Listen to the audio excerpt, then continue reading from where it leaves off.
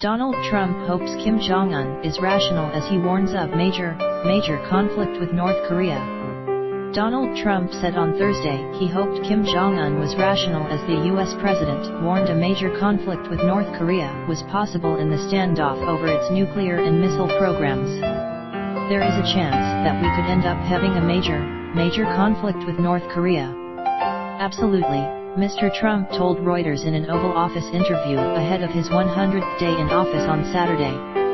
Nonetheless, Mr. Trump said he wanted to peacefully resolve a crisis that has bedeviled multiple U.S. presidents, a path that he and his administration are emphasizing by preparing a variety of new economic sanctions while not taking the military option off the table.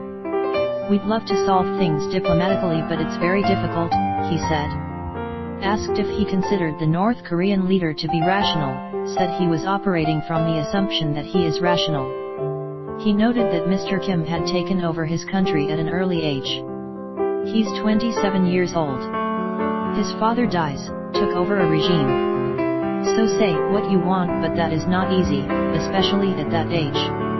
I'm not giving him credit or not giving him credit, I'm just saying that's a very hard thing to do.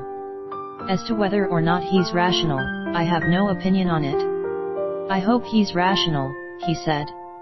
Mr. Trump lavished praise on Xi Jinping, the Chinese president, for Chinese assistance in trying to rein in North Korea. The two leaders met in Florida earlier this month. I believe he is trying very hard. He certainly doesn't want to see turmoil and death. He doesn't want to see it. He is a good man. He is a very good man, and I got to know him very well. With that being said, he loves China and he loves the people of China. I know he would like to be able to do something, perhaps it's possible that he can't, Mr. Trump said.